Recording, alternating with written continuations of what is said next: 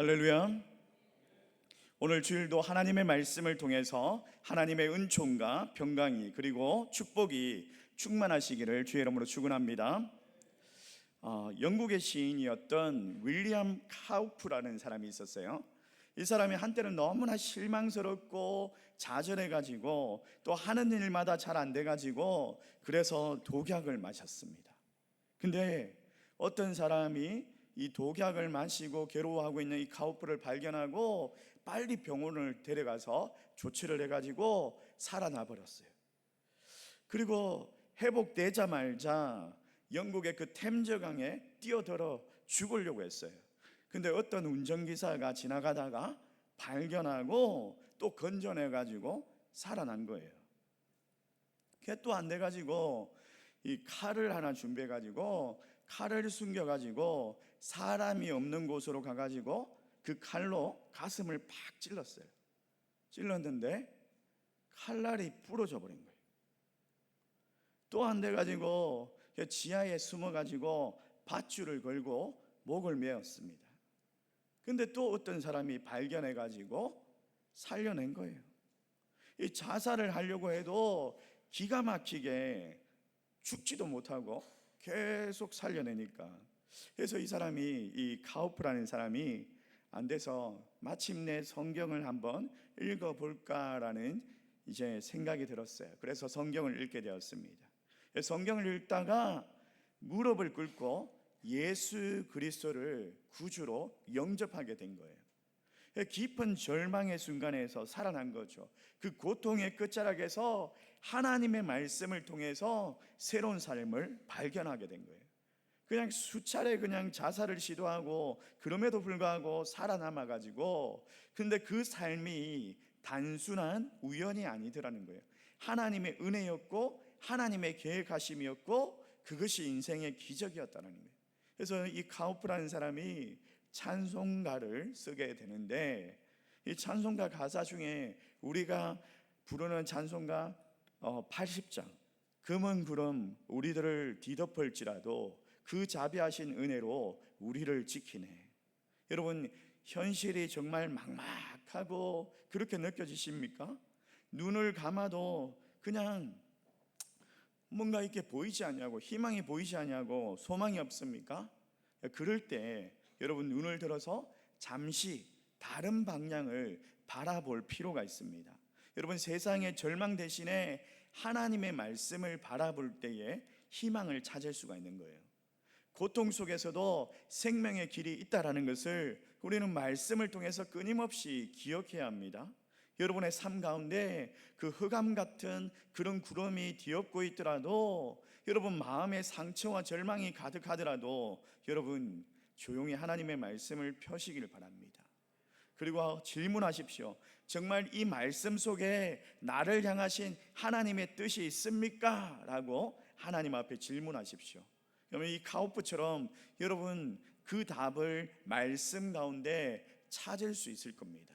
그렇게 찾게 되는 소망이 있기를 주의 이름으로 축원합니다. 여러분, 정말 살기 힘든 세상이, 이 살기 힘든 세상 어떻게 살아가고 계십니까? 오늘 본문에 보니까 이스라엘 백성들이 혹독한 현실 가운데 살아가고 있습니다.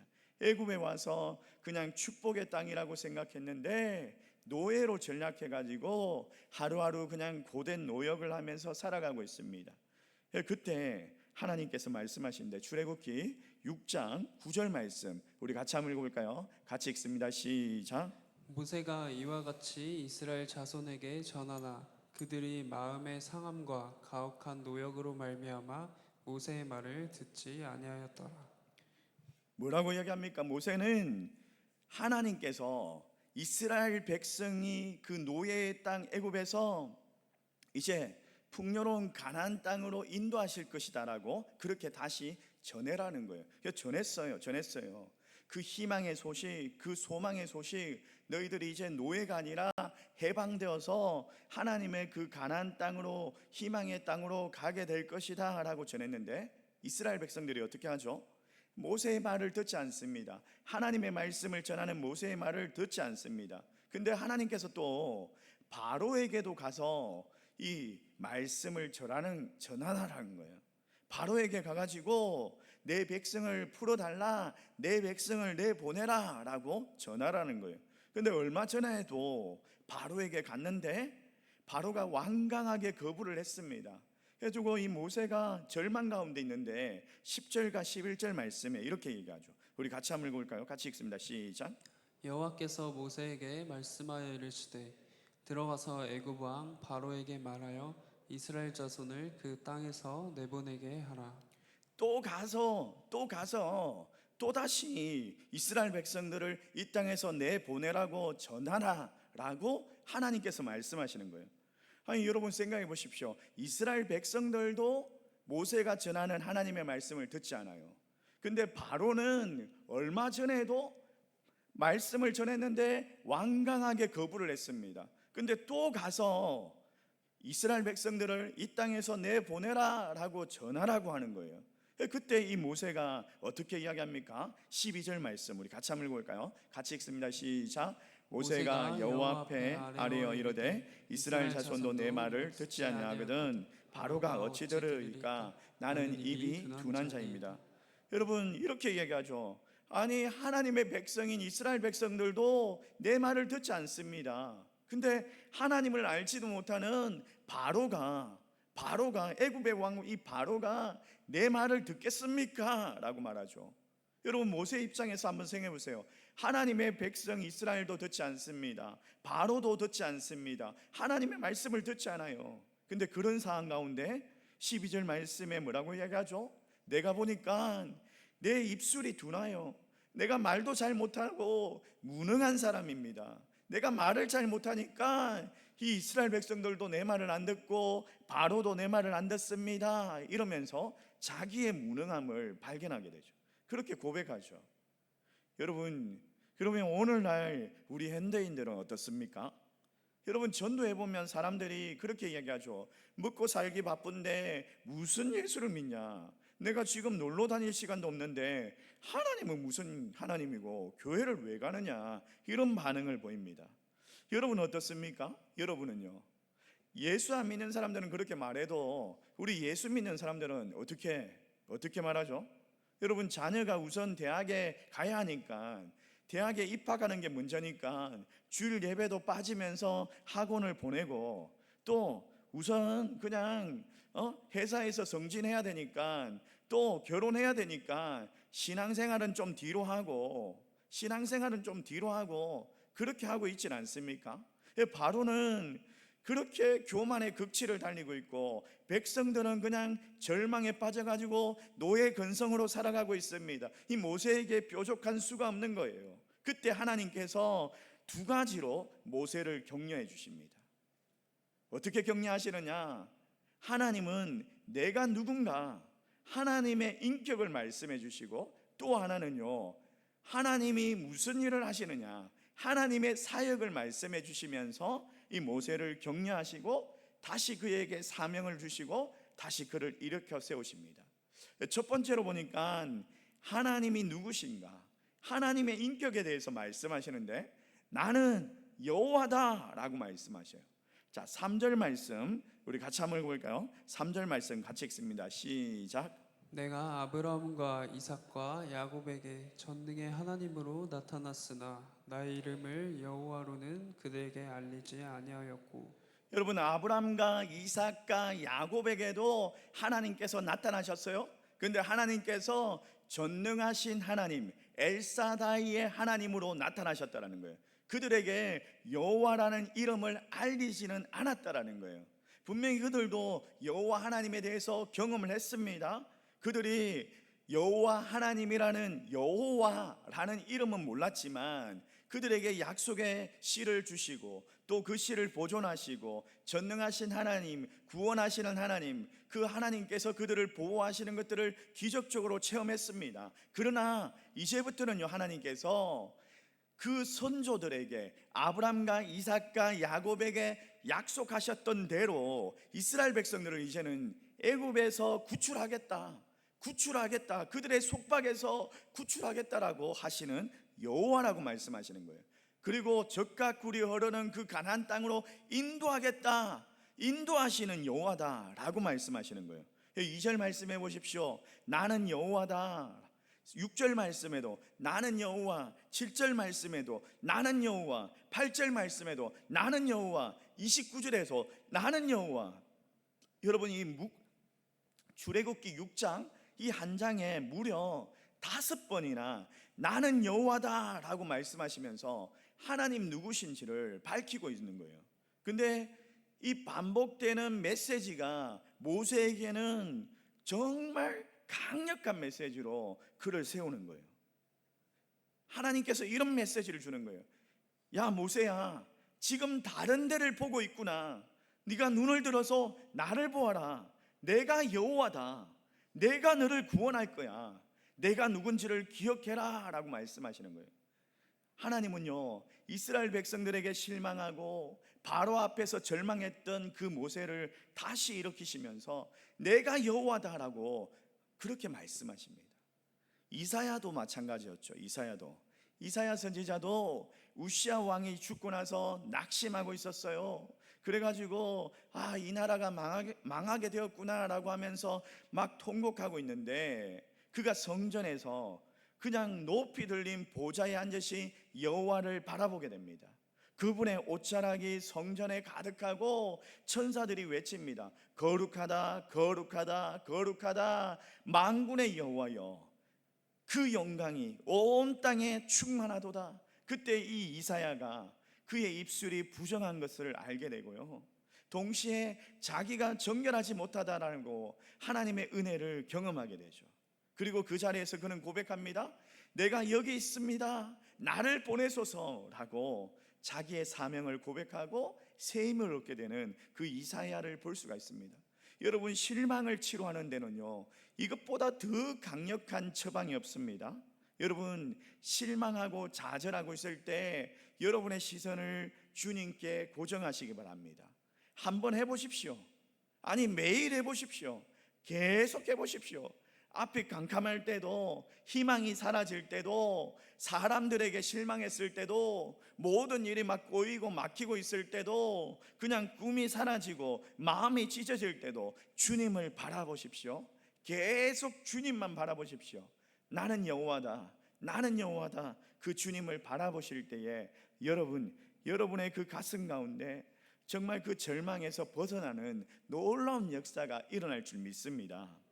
두 번째로 보니까요, 여호와 하나님께서 이렇게 말씀하셔요. 내가 해주겠다라고 말씀하십니다. 여러분, 모세에게 하나님께서 내가 해주겠다라고 I will 이라고 8번이나 반복해서 말씀하시는데, 여러분 1절 말씀에 보면요, 이렇게 이야기하고 있어요. 내가 바로에게 하는 일을 너에게 보이리라. I will do.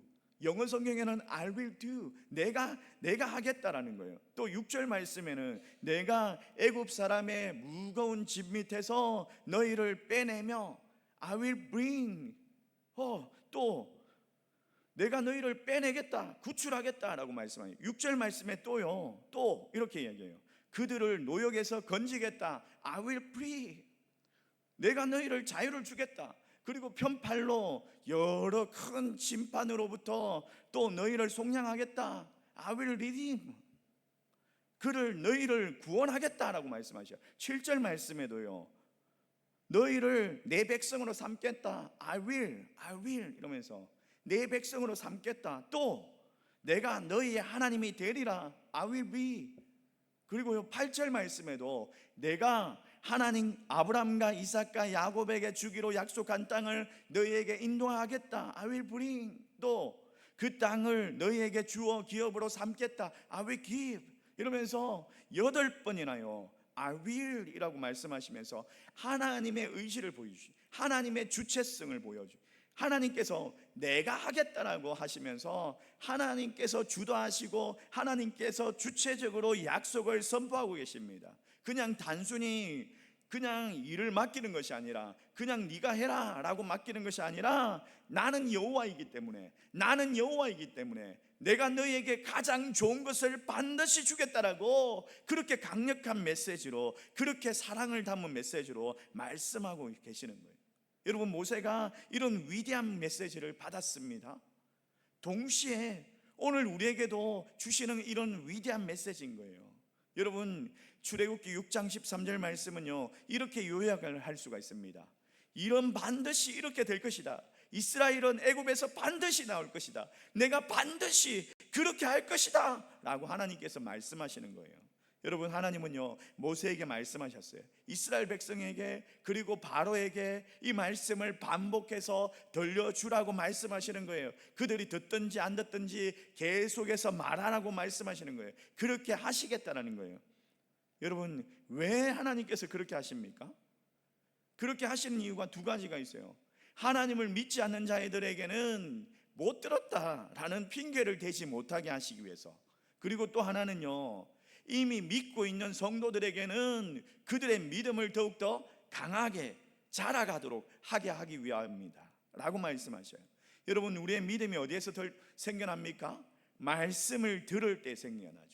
말씀을 들음으로 우리의 믿음이 생겨나는 거예요. 말씀을 반복해서 들을 때 우리의 믿음이 자라고, 우리의 믿음이 자라면 용기가 생기고 의욕이 생기고, 또 그 용기와 의욕이 생기면요, 우리로 하여금 하나님께서 주시는 그 사명을 끝까지 감당하게 하시는 거예요. 히브리서 구지자는 이렇게 우리에게 이야기합니다. 우리의 믿는 도리의 사도이시며 대제사장이신 예수를 깊이 생각하라. 히브리서 12장 2절 말씀이에요. 믿음의 주여 또 온전케 하시는 이의 예수를 바라보자 라고 말씀합니다. 여러분, 구약의 여호와는요, 신약에서 예수님을 선명하게 나타나고 있습니다. 저와 여러분을 위해서 십자가의 피를 흘리신 예수 그리스도, 그 예수 그리스도를 바라보시길 바랍니다. 여러분, 저와 여러분을 위해서 정말 무덤에서 부활하신 예수님을 바라보시길 바랍니다. 또 저와 여러분을 위해서 하늘로 올라가신 그 예수 그리스도를 바라보십시오. 또 저와 여러분을 위해서 성령님을 보내주신 예수님을 바라보십시오. 또 저와 여러분을 위해서 쉬지 않고 기도하시는 예수님을 바라보시길 바랍니다. 여러분, 마지막으로 저와 여러분을 구원하시기 위해서 가장 좋은 것, 가장 좋은 때에 가장 좋은 방법으로 반드시 주시겠다라고 말씀하시는 그 예수님만을 바라보십시오. 나는 여호와다, 내가 반드시 해주겠다 라고 말씀하십니다. 이 하나님의 약속을 반복해서 듣고 또 들을 때에 여러분, 우리 모두가 정말 새 힘을 얻게 되는 줄을 아시고 또 진심으로 소망하기를 주의 이름으로 축원합니다. 달라스 제일 침례교회에 그리스 웰 목사님이 있었어요. 이 목사님에게 어떤 신자가 찾아왔어요. 그리고 이렇게 이야기하는 거예요. 목사님, 하나님께서 우리 가족을 버리신 것 같아요. 1년 전만 해도 우리 지역에 그냥 석유가 난다고 온 동네가 그냥 떠들썩했어요. 그래가지고 석유 그 기술자들이 와가지고 우리 지역에 석유가 나온다고, 또 우리 모두가 그 부자가 될 거라고 그렇게 말해줬어요. 그리고 얼마 지나지 않아가지고 여기저기서 석유가 막 터져 나오기 시작하는데, 우리 땅 옆집에도 석유가 나오고, 우리 집 뒷집에도 석유가 나오고, 우리 앞집에도 석유가 나오고, 그냥 주변에는 석유가 나오는데 우리 땅에는 한 방울도 석유가 나오지 않는 거예요. 이웃들은 다 부자가 되어가지고 도시로 이사를 갔습니다. 우리 가족만 남게 되었습니다. 하나님이 우리를 버리신 것 같아요. 여러분이라면 이런 상황에서 어떻게 하시겠습니까? 주변에는 다 잘 되고 있어요. 그냥 앞집, 뒷집이며 옆집 그냥 다 잘 되고 있는데 나만 안 되고 있어요. 나만. 어떻게 반응하시겠어요? 어떻게 하시겠어요? 그리고 나서 이제 몇 년이 지났어요. 몇 년이 지나고 나서 이 웰 목사님에게 그 가족의 소식이 다시 들려오기 시작하는 거예요. 그 가족의 소식이 다시 들려왔어요. 우리 땅에서는 결국에는 석유가 한 방울도 나오지 않았습니다. 근데 정말 감사합니다. 이상한 일이 벌어졌습니다. 이웃들은 다 그냥 부자가 돼가지고 도시로 이사를 갔어요. 그리고 큰 집을 사고 좋은 집도 사고 자녀들을 최고의 학교로 보내고, 그냥 고위직에 있는 그런 정치인들이나 이런 사교 모임에 가입하기도 하고, 그런데 얼마 지나지 않아가지고 그 집들이 다 문제가 생긴 거예요. 가정이 무너지고 부부가 이혼을 했습니다. 자녀들이 부모의 말을 듣지 아니하고 방황하고 그냥 약쟁이가 되고 또 교회도 다니지 아니하고 점점 교회를 떠났습니다. 근데요, 우리 집은요 여전히 부부가 함께 행복하게 살고 있습니다. 이전보다 더 서로 사랑합니다. 여러분, 하나님께서 우리에게 정말 좋은 것을 주신 것 같아요. 그러면서 매일 하나님께 감사를 드립니다. 중요하지 않은 것으로부터 우리를 보호해 주신 것에 감사를 드립니다. 그렇게 말씀을 하더래요. 여러분, 하나님께서는 그 가정을 버리신 겁니까? 아니죠. 단지 그 가정에 자기 땅에서만 석유가 나오지 않는 그 현실에 실망한 나머지 하나님의 그 오묘한 뜻을 깨닫지 못했던 거예요. 근데 시간이 지나고 나니까 하나님의 그 오묘하고 그 놀라운 그 뜻을 발견하게 된 거죠. 사랑하는 성도 여러분, 하나님께서는요 역경 중에도 침묵하셔도 결코 가만히 계시는 분이 아니십니다.